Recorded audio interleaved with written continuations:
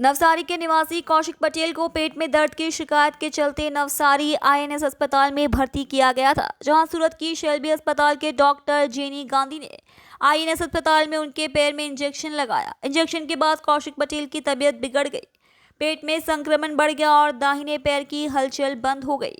इसके बाद उन्हें सूरत की शेल्बी अस्पताल में इलाज के लिए भेजा गया।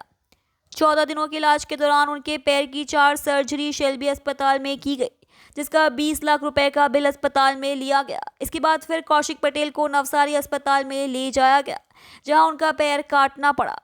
पैर काटे जाने के 3 दिन बाद कौशिक पटेल की मौत हो गई। नवसारी आईएनएस अस्पताल का 8 लाख रुपए का बिल भी बकाया है। पूरा मामला होने पर शेल्बी अस्पताल के डॉक्टर के खिलाफ कार्रवाई करने की परिवार के सदस्यों की मांग है।